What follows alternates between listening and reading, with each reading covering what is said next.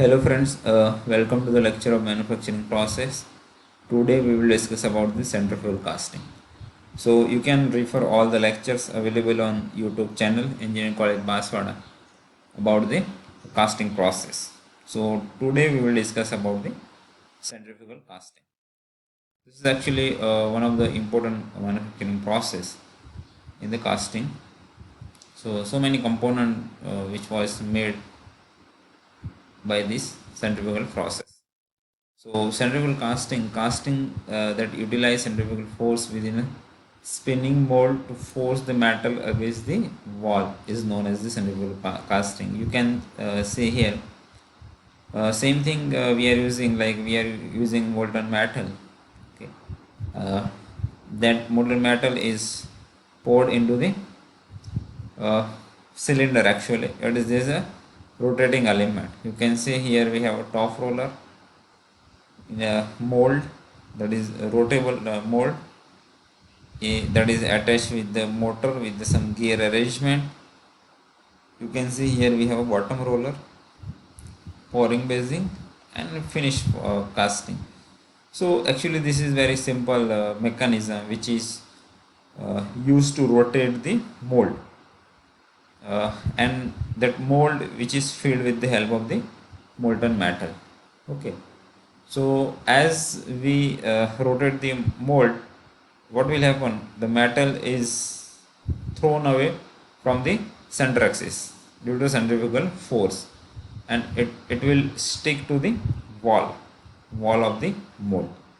Then gradually when we apply the cooling process, so it will solidify, and you will get the hollow component. Actually you can see here we have a hollow component which was made by the centrifugal casting.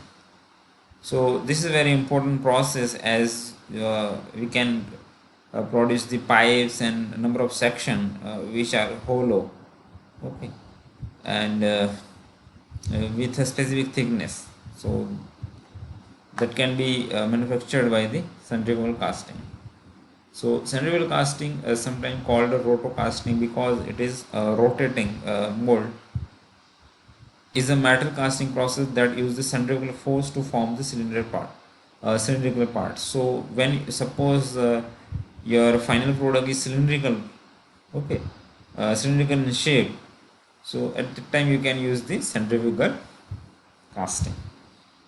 This differs from the most metal casting process which use gravity or pressure to fill the mold. Okay, which use the gravity or pressure to fill the mold. In centrifugal casting, a permanent mold made from steel, cast iron, graphite is typically used. However, use of the expandable sand mold is also possible. So, in this case, we are using the some steel and cast iron, even graphite, as the mold material, because uh, we can say it can be used in multiple times. Suppose one mold can be used for the number of thousand of component, so that is possible in this casting, centrifugal casting. Even you can use the sand mold also. The casting process usually performed on the horizontal centrifugal casting machine. Vertical machines are also available and include the following steps. So you can use the center horizontal axis, even vertical axis, that is possible. Even you can use the incline. Okay, so these are the number of possibilities that are available. So we have to follow some steps to complete the casting process, uh, specifically centrifugal casting process. So first preheat the steel mold and coat the mold interior with the refractory ceramic coating applied as a spray slurry. So this is the first steps.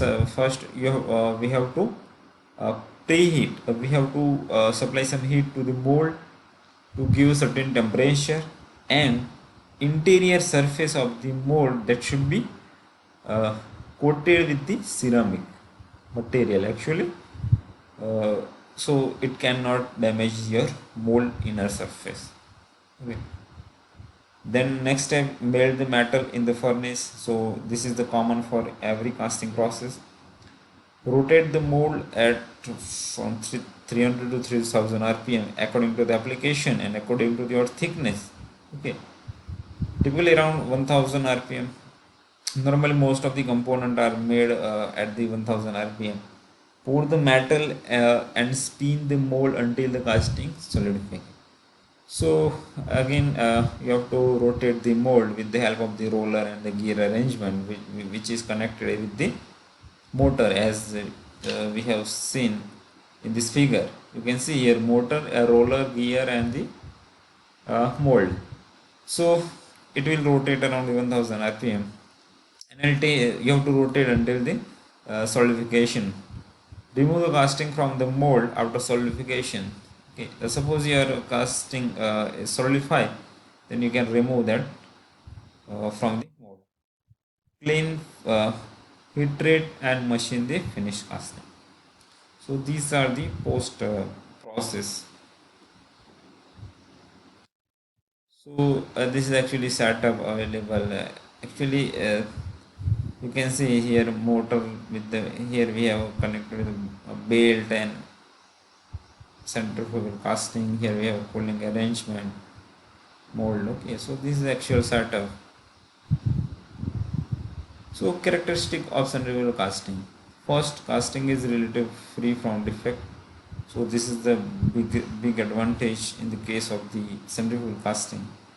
So it is free from the defect. Non-metallic impurities which segregate toward the bore can be machined off. So as you know that this casting is basically uses centrifugal force.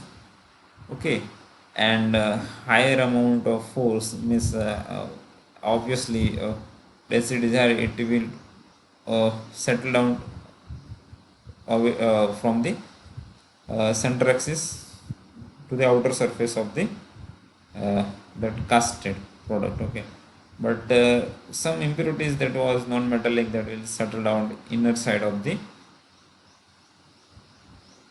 component, so that can be easily machined. Less loss of metal in the tundish compared to that of the getting a riser in the conventional and sand casting.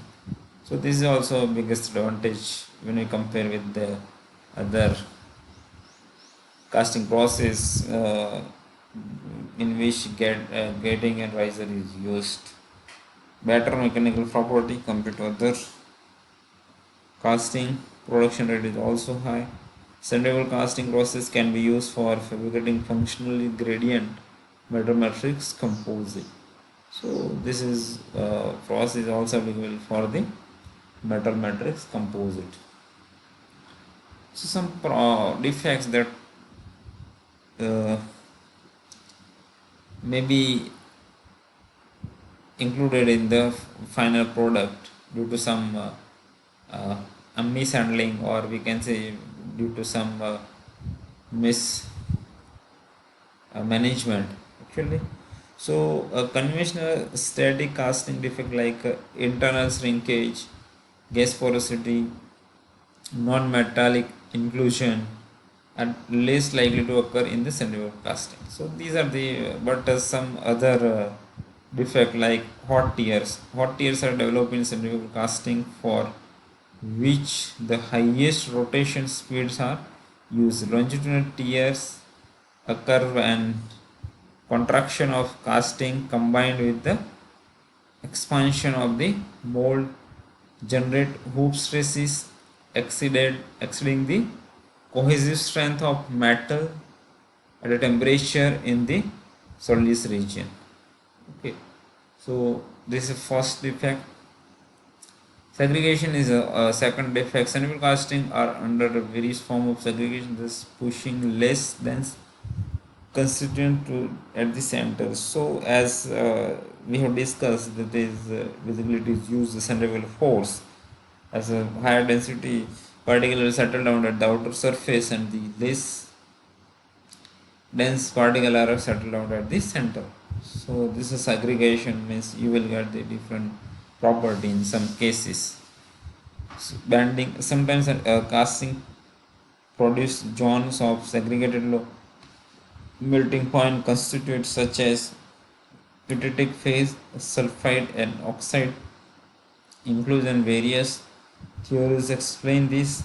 One state vibration is the main cause of bending.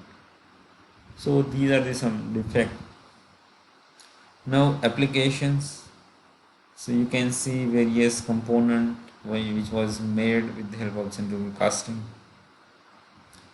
Pipe for water gas sewage, bearing bushes, cylinder liners, piston ring, paper making roller, clutch plates, pulleys.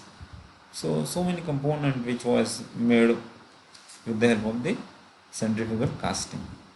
So here classification of centrifugal casting, like true centrifugal casting, semi-centrifugal casting, and centrifugal casting. So application like CI water supply and sewage pipes, steel guns, barrels, chemical, reactor vessel, and so many application. In semi-centrifugal you can see there's a flywheel, gear blanks, pulleys which was made with the help of the semi-centrifugal casting. And a centrifuging which was like valve bodies, plugs, valve bonnets, pillow. These were made with the help of the centrifuging.